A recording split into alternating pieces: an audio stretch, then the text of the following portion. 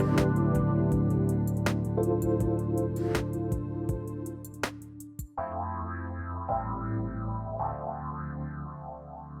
everyone. You're on the Maximum Medicine Hour. I'm Doc Martin, and I have my friend and former teacher and energy healer, Wake Wheeler, with me. Hi, Wake. I'm so glad you're here. Hi, Sharon. What a great opportunity to talk together. So what I wanted to talk about today for the listeners, when I first started studying Peruvian shamanism with the Four Winds, Wake was my teacher. And we started with learning about the Mesa, the medicine bundle that the Caro Indians carry, their connection to spirit. So I want to talk about that today. But first, let me tell you about Wake. He and his wife, Kinlan, are shamans and energy healers in their own right. Wake was my teacher. Oh my gosh, I think it was 2008. Do you remember how long ago was that? You'd think we would have all learned something by now. We better have learned something to show for all this time. So Wake fell in love, and we'll talk about that today. He fell in love with the Andean cosmology, and even more specifically with the Mesa, which is the sacred medicine bundle. So what I love about Wake, and the story that I love to tell people, is once upon a time, long ago, after many transformations, Wake was a lawyer. And the reason why I tell that, Wake says, oh my gosh, don't tell everybody about something I no longer do.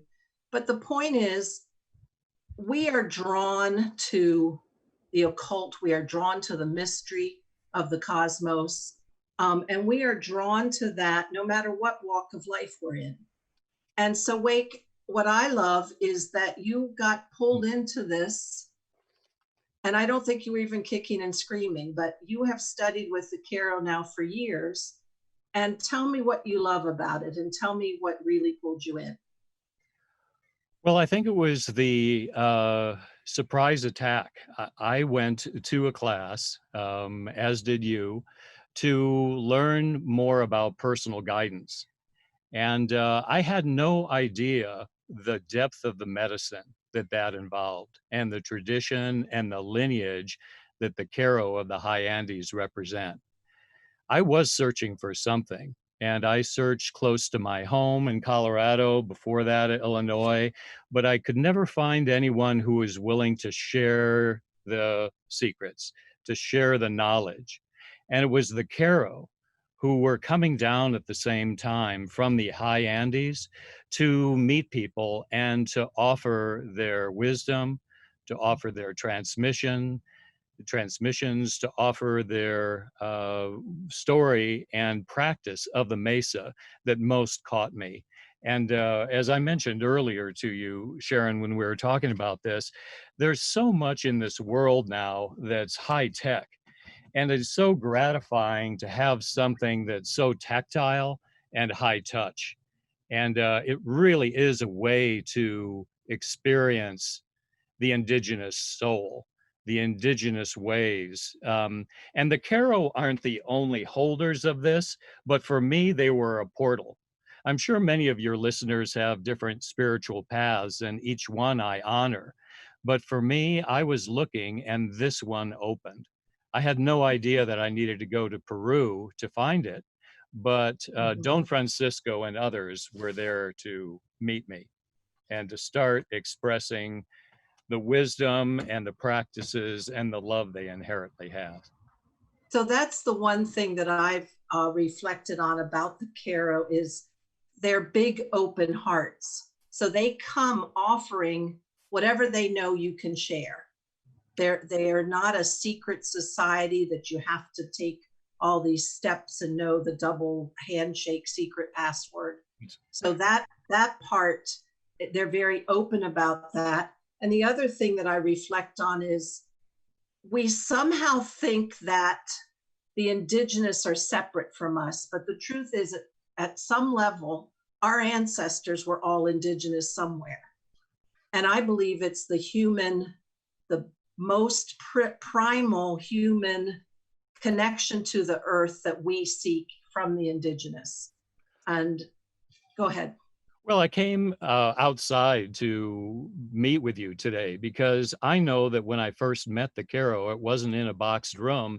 It was atop Pachamama.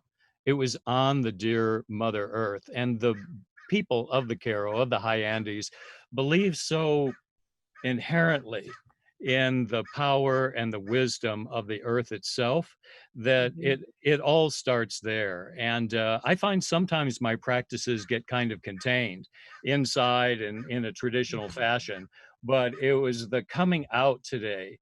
I asked my Mesa, how shall I present this? How do I approach it? And they said, the lineage through the Mesa said, go outside, experience the world. I do have a picture of Don Francisco. I'm not saying that Okay. he is the only being who has integrity of spirit, but I'm just saying this is a photo taken from my last visit there in October. And I was asking him some questions, and he blessed the work. And let me tell you the bottom line for Don Francisco. He says that whatever skills you have, share it. Whatever knowledge you have, let it be open to others. And he has really practiced that himself. And he really encourages not only study, not only introspection, but sharing at whatever level we are, and whatever we think we may still need to learn. His primary motive is to spread the knowledge of what's within us. And do really feel, as you're saying, that work with the Mesa is a portal, it's a doorway to our own indigenous soul, that part of ourselves that you were talking about, that has always been there. That's not based on geography or time, really, but it's ancient in its origins, but it's living right now. So if I Right. have a mission at all, it's not to let the practice of of the Mesa, of carrying and stewarding the Mesa, which is really our own deep spirituality, to allow that to thrive during my personal stewardship of my own Mesa, and encourage others to find their own way, whatever it might be. So, Don Francisco, I was there when he came many times back in 2008, 2009. My mesa is a cloth his wife wove. My poncho is something his wife wove. And I learned a lot from him. And well, as you've said before, Wake, something about touching the mesa. This is alpaca and llama cloth yarn wool. Um, it's got the rocks are in there, and everybody says, "Oh, that's a bunch of rocks." We'll talk about those in a little bit. There's something about the touch, the deepening through the touch for making this with your five senses, bringing you in. That's exactly right. And there's always a process in the Mesa work of opening it up upon the land and letting there be that relationship back again to Pachamama.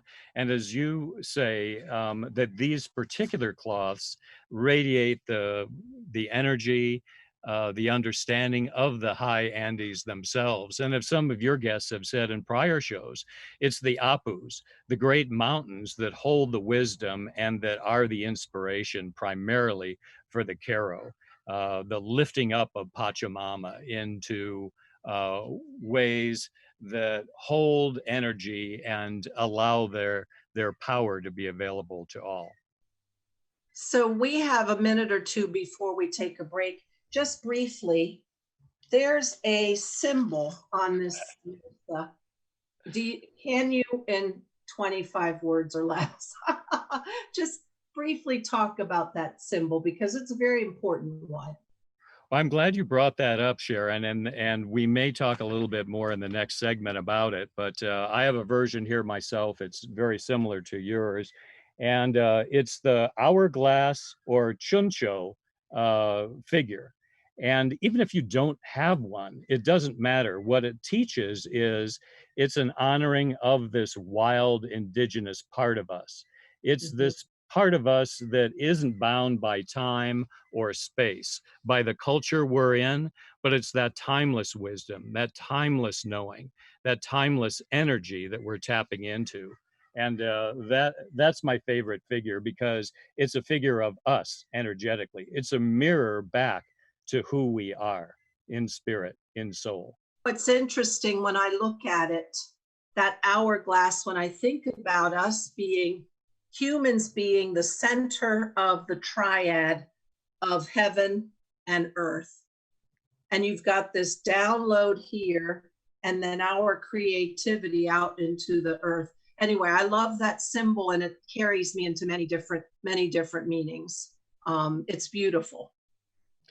It's a stunning symbol, and in a different, slightly different fashion, it's the oldest preserved symbol of the Incas. This is how it looked before it became the hourglass itself. You can see the figure of it, and it evolved over time into the hourglass itself. But it is, this shows clearly that it's a depiction of a person. It's a depiction of us. It's us energetically. I love it. So we're going to take a short break, and then wait, when we come back, I want to talk more about how the Mesa is a way for you to communicate, and maybe even extension of that, the microcosm, that you can work the macrocosm in the microcosm, or whatever we want to talk about when we come back. We'll take a short break.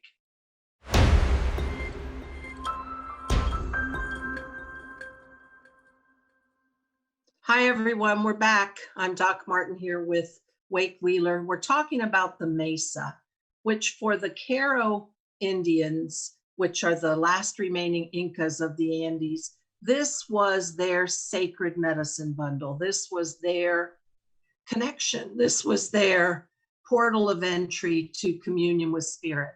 So Wake, tell me, you, of all the shamans that I've worked with, you have dived in the deepest and the most true to the understanding of the Mesa and the original cosmology. So I want to hear you tell us more about the Mesa. What a rich resource. And on its face, all it is cloth and a few stones. So it's easy to imagine that it isn't much. It's easy to imagine that it has no profound basis of cosmology or of expression, but it fools us in that it tells the whole story of our spiritual quest. And the Caro acknowledge and celebrate the fact that everyone is on a journey. And part of the intention of the Mesa is that we are not alone, especially important in these times, that we're not alone. Not only we connected energetically with other Mesa carriers, there are quite a few people who open up their bundles on a Saturday night. And not only with those contemporary Mesa carriers, but all the undisturbed line for thousands of years of medicine men and women. Coming back to the times now, they seem strange, they seem challenging and awkward. We aren't the only ones to experience. Our situation is unique, but the experience of upheaval is not. And there have been people throughout time like us who have dealt with issues of uncertainty and constriction. And it's that wisdom, those experiences that we can tap into through access of the stones and the cloth, through this unique synergy of very simple objects coming together and revealing an entire universe or world point of view or personal cosmology. So And I want to tell us a story here, because you will remember her. Because people look at this, it's a beautiful woven wool cloth. And inside are some rocks. And when we were training, you know, all the Westerners wanted to bring colored rocks and beauties, and you know, and Doña Bernardina, who is one of the Inca elders, she came around with her Mesa, and she had these clumps of granite, and I mean, they weren't agates and turquoise and they weren't. And she did a ritual as we were sitting in a circle, and our mesas, our cloths were open and pretty stones. And she kind of, you could see it wasn't quite a sneer, but it was kind of a laugh at the puniness of these stones. Now, needless to say, as energy carriers, we were puny at that time. And she came around with her clump, and each of those rocks were from one of the sacred mountains. So they had deep meaning and connection for her. And she did this ritual, and I might not, you correct me if I say it wrong, called Tupanakwi. And she tapped our stone to each of us, transmitting the lineage from her through her stone to us. Well, she cracked somebody's stone because, after all, we picked these. Truthfully, they were puny. They were not really strong energy carriers, these rocks. And she went around Tupanakwi, she was chanting and sending the energy, and this person's stones just crumbled. And I remember thinking, well, that thing's such a clunk, until I watched her power. And then I learned, which she didn't tell us, you guys, you and maybe Alberto had to tell us, these were rocks from Salcantay or Machu Picchu or Huascaran or one of the sacred mountains. And you could just see it in her face when she connected with that stone, sending that energy to ours. And we, as the puny beginners, crumbled in her path. Anyway, it was transformative to watch. So the rocks are really meaningful. Well, it's so curious that you should mention Tupanakwi, because it is the tapping of stones. And one of the things when we were talking about how do you begin a mesa, you can begin with one stone, a single stone of your choosing, something special. And we haven't really talked about altars too much, but everyone, I'm wanting to make this accessible to people, because everyone in their home has some space or some special portion of their home, a corner in front of a window, where there's something unique, personal, and expressive and heartfelt in that.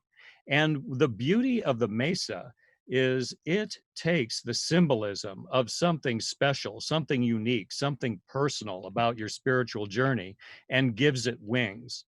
The wings are the mesa, because with the cloth, these things can be carried. And it's part of that carrying all these ancestors from the Andes, from our own bloodline, and with each other, as we've said. And the Tupanakwi is one of the cards. We haven't really talked about this yet, but this is the card. Let's talk about this. I chose 4 cards right when we started the interview. And well, let me back up a second. So to all the listeners, Wake and his friend Stephen there, yeah, okay, have created a set of oracle cards called the Chicana Oracle. Well, go ahead. Please. What we decided to do was take the mesa and deconstruct it. Like, we saw the reverence that it held. We saw the practices of the Caro, like Sharon, you're speaking of. And it always gave great curiosity to me. What is this truly about? And what cosmology or personal guidance is tucked within? And so can you show us the deck? Yeah. Here's the deck. It's the Chicana Oracle cards. And as you can see for the colors, it's divided into 4 segments. And the 4 segments one of them each relates to a suyo, or a region of the Inca realm. And so this is a region, this is an understanding that was true to the Inca. And it's also true today. The small villages are divided quarterly. Cusco itself has partitions in that way. And it's a living reality for the people in the Andes right now. And just one of the, to get onto the card a second, Yeah, just so one of the practices. you drew cards before this interview.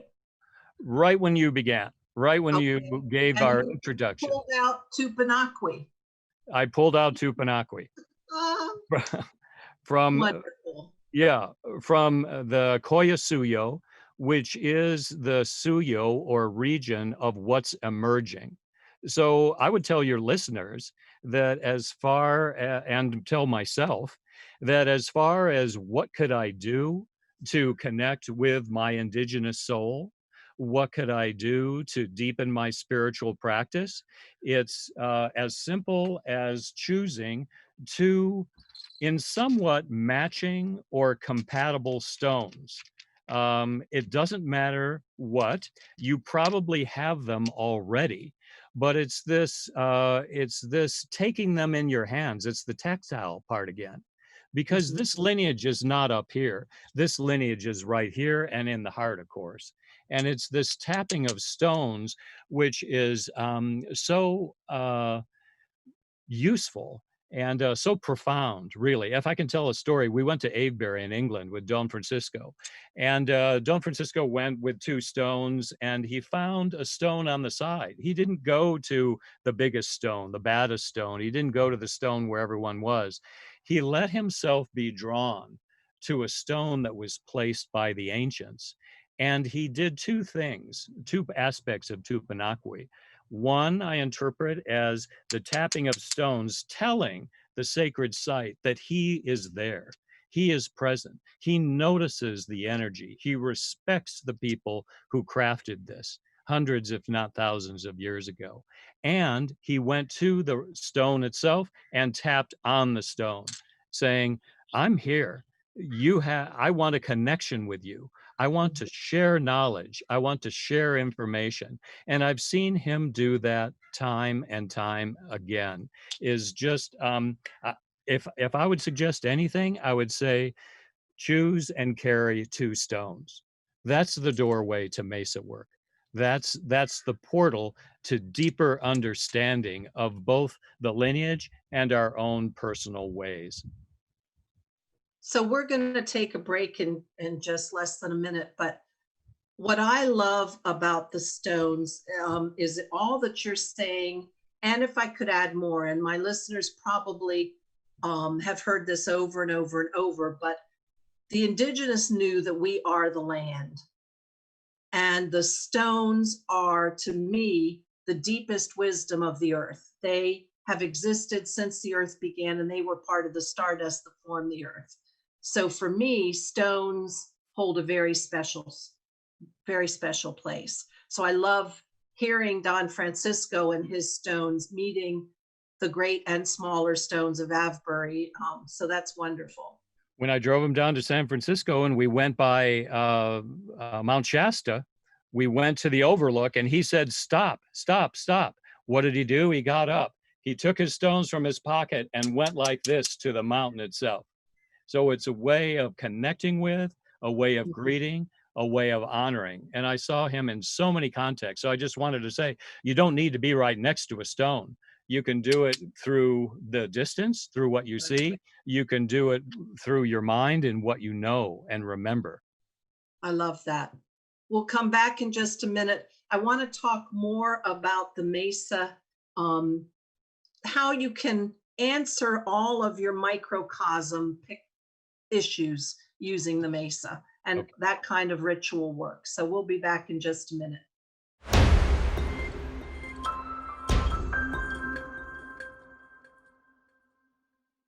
Hi, everybody. We're back. I'm with my friend, Wake Wheeler. Wake, take a minute, please, and tell the listeners how to find you, your website. And I want to talk a little bit more about your Chicana Oracle. All right. I want to mention Drake Bear Stephen. He's a good friend and collaborator on this work. And what we decided to do, we both were very intrigued by the inner workings of the Mesa and the components, not just ours, but other people we would run into. We'd ask them to show us their Mesas. And every time I would go down to Peru, I would do the same with Don Francisco and others. So as I said, we deconstructed the components and some of the cosmology of it, and crafted a deck of 100 cards, and they're divided into 4 segments having to do with the suyos. And there are woven cloth explanations there.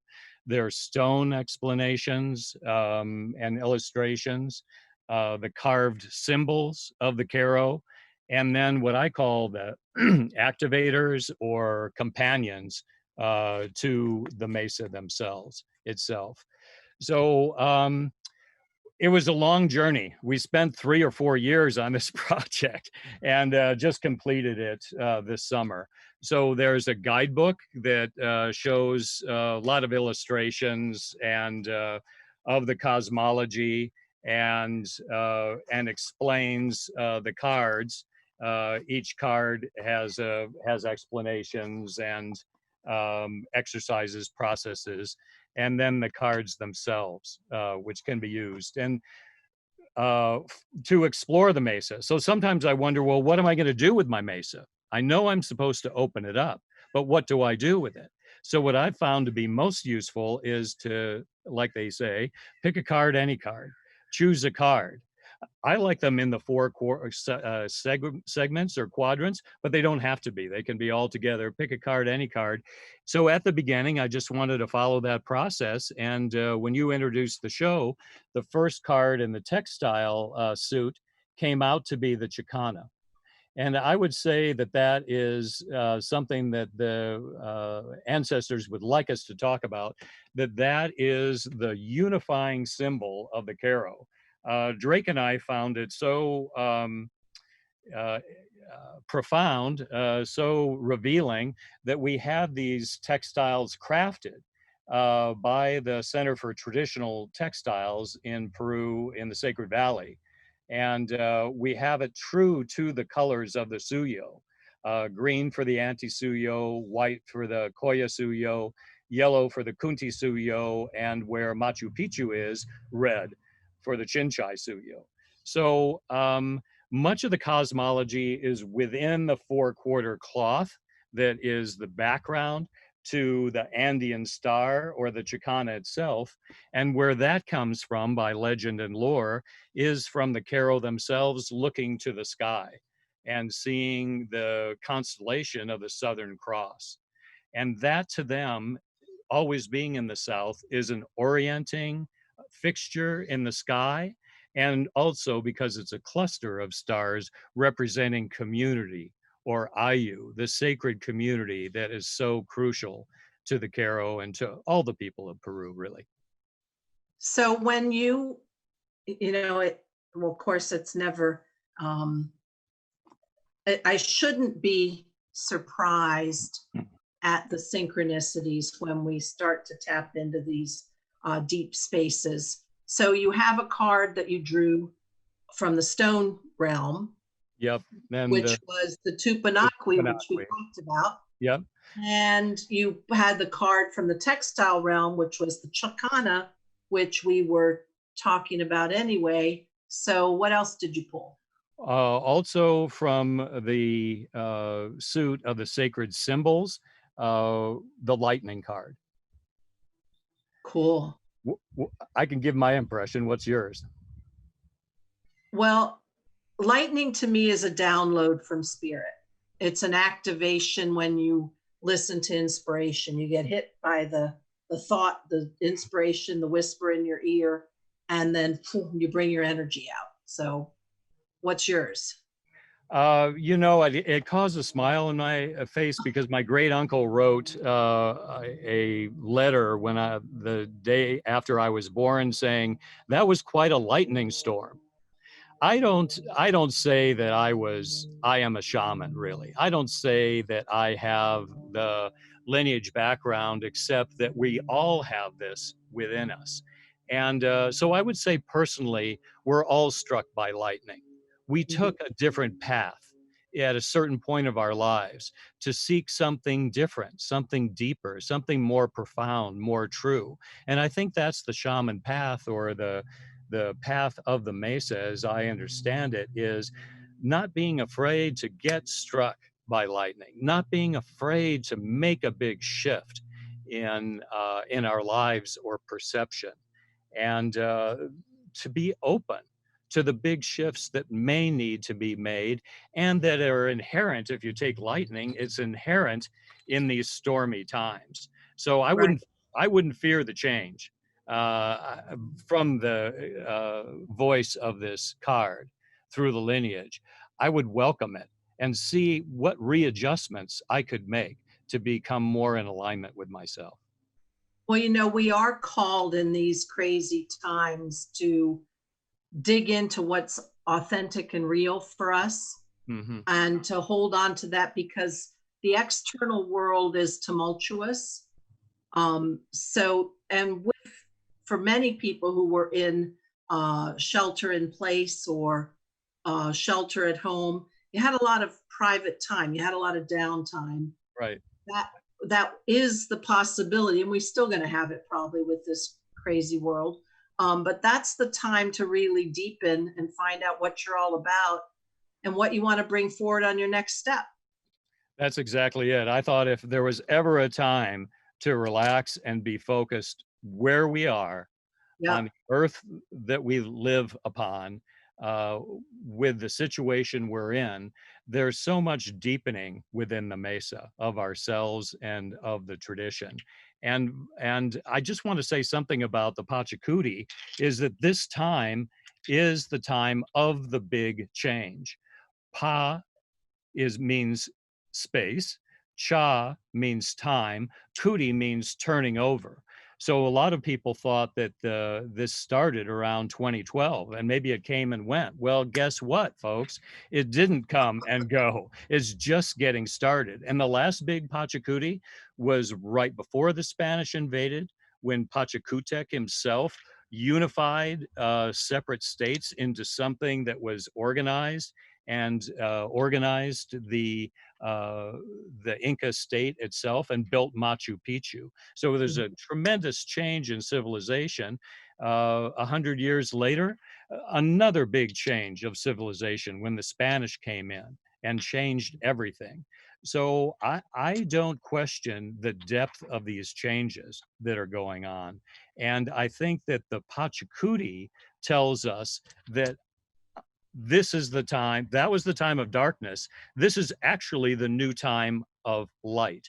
And what the Pachacuti suggests for us right now is to cultivate a new sunrise in our hearts, to go within and to sense that new day, new morning, where we don't need to be saddled by expectations and norms of the past, but that we can craft our own that are much more in alignment with our true soul's calling. And so many people are threatened and scared of this upheaval, and it is cracking things open, and a lot of institutions will not be the same, and many of them we don't want them to be the same. But out of that, there is immense creative energy available. And to me, that's also the lightning. Um, Unbelievable amount of transformative energy, that we can take this time, and by digging in, by finding our authenticity, finding what we want to bring forward, we can make an amazing new future if we can just keep out of the fear. Exactly. And the fourth card of the series speaks to But of that. course, but of course, it's, I it's promise everybody I did not see these beforehand. Nor did I. Um, uh, they just came out at the reading itself. See, that's what you do. You open a space. We opened a space here between ourselves and those who are participating, and that space feeds the information that's meant to be shared. The final suit is the activator suyo, or section. It's the companions to the mesa. It's what makes the mesa move. And in our particular case, what we've been given is the sacred corn. Sarah, any comment about that? I love the corn. Well, I've traveled as we went once to the Yucatan. I've been back other times into Central America, and corn is magic to the indigenous. It's the god of corn. It's life sustaining. It's what you make your food out of. It's what nourishes you. So that's beautiful. And as Alberto used to tell us, Alberto Violdo, the founder of the Four Winds, who I owe a debt of gratitude to, beginning this journey and supporting me so much of the way. But he said, what are we going to do with the medicine that we have? Are we going to use it for ourselves, or are we going to share it with others? There's nothing more profound than the message within this, that we're here to grow corn, not only for ourselves, but others. And that brings us back to the Chicana and the family of stars. It brings us back to the community, to those who are listening now, and all of us who represent other groups we're involved in. It's the group consciousness. It's pulling this through together, not only with Mesa carriers, not only with the ancient ones, but with each other in every realm, is how can we use these opportunities to dig deep, to fertilize our land, our spiritual landscape, and to share it with others, bring people together, ask questions, listen, and share. And together, we can do this. This isn't meant to be a solo path, and this isn't the only card of the deck. This is the one that appeared. Cool. We're going to take a short break, and we're going to talk a little bit more when we come back. We want you, as the listeners, to hear about how to start a Mesa and then how to use it in your daily life. So we'll be back in a minute.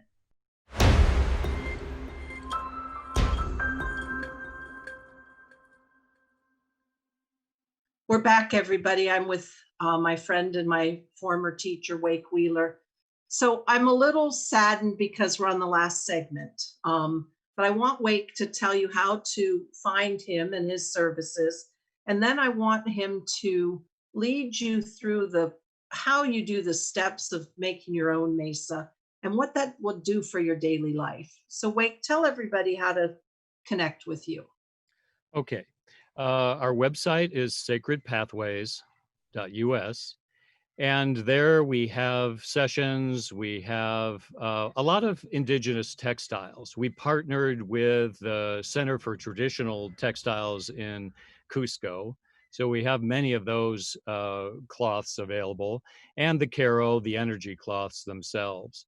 And as a special for this group, this time, what I'm offering is a 30-minute reading from the Chicana Oracle deck for $60, half the normal price. And there's one other surprise that I want to share with you in a moment. But my wife, Kinlan, also gives sessions, and she's been involved with me throughout much of this time in the development of the work in her own way. And both of us give sessions, both of us are available. And it's part of our mission to open up the pathway for these exceptional textiles known to be world renowned, and especially preserving ancient weaving ways and traditional dyeing methods. It's really quite beautiful to sustain the communities that live in the Andes, who are primarily weavers, through fair trade exchange for their goods and wares. And this Chicana cloth is one of those examples of the textiles that are available. So is this 4/4 cloth and many others that we work with. I was thinking a little bit before the broadcast, how would I introduce a way of the Mesa? And I started, and Sharon, you started in a very particular way. but with classes and groups and schedules and homework and that kind of thing. I just wanted to begin more simply right now. And a mesa in its essence is made up of stone and thread. This one is a particular thread that seems very humble in its origins. This is just an anonymous stone. This I did get in Salcantay, and to me it looks like a bird. So I do have the essence, the flying essence of Salcantay in the Mesa. But I wanted to show you, if I could, um, something about the origins of the threads, and that is through the quipus. They're the woven threads of the Andes, in that people used to go from town to town, sharing stories through the woven threads. And the Caro are masters of that. They craft the beautiful designs that tell the unique stories of their civilization through the formation of the threads and what that means. Not only what it means academically, but what it means in the heart. And if I was to learn anything from Don Francisco besides share your medicine, whatever it is, whenever you know it, it is always source back to the heart. And that's what I wanted to show now, is just a few examples. In the last few days, I put together a stone with thread. And I just started with a simple stone that came to me as having some connection to my spiritual quest, and I wrapped it. And this wrapping can bring us back to the heart. This wrapping can bring us back to our indigenous soul. This wrapping can bring us back to our special journey. I have gone a little bit wild on that by crafting. This is a portable mesa for me. What Don Francisco said was experiment. So you won't find the Caro with a pendulum like this in their regular medicine bag, but in going to the essence of the mesa, what Drake and I were doing in deconstructing and reconstructing, is that it's as simple as cloth carrying stone. And what I wanted to offer to the listeners was, if you went to the website and want to have a thread, a watana is what they're called, a sun thread from the Andes, we'll send it to you, and as a gift to you and as a connection. Because if the Caro did anything upon first greetings, it was to greet with a tie, a woven tie. And they would either tie it around the neck or tie it around your wrist, and that would be your connection. So humble is this.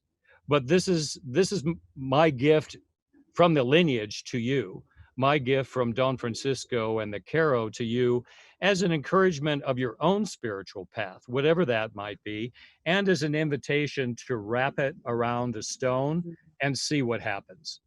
I And love that. maybe we'll share about that in the website that we have. But it's something that I realized, what was the very first thing that happened when I met Don Francisco and other shaman.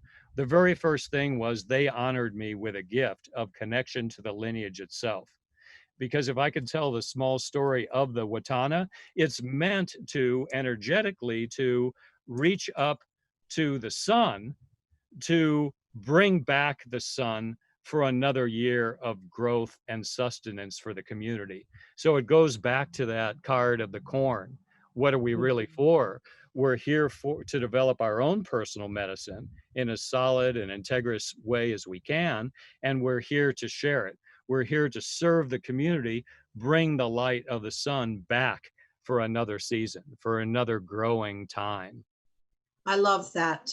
And we're almost seconds away from being out of time, but I want to remind everybody, Wake Wheeler and his wife Kinlan, their website is sacredpathways.us, and he has those special offerings available, and you can email them, you can have shamanic sessions with them, and you can start to learn, as we've brought these ideas to you, put together your sacred connection to spirit. Again, it's of the basis of the earth. It is thread, which in the Andes, they were totally dependent on wool for basically keeping them alive, for their clothing, and stone, you know, the literally the land we live on. So Wake, we have to finish up now. I'm so sorry because I was having such a good time, but I'm so happy you were here. Thank you. You're welcome. Thank you so much for this invitation, not only for myself, but for the lineage too, to speak to your listeners and to encourage them to follow their own guidance. And if you have a serendipitous moment, experiment with cloth, experiment with stone. Cool. Wonderful. And we're going to finish up now. I'm Doc Martin. This is Maximum Medicine. I'm here with Wake Wheeler. And thank you so much for being with us today. And Olivia, thank you for being our producer today.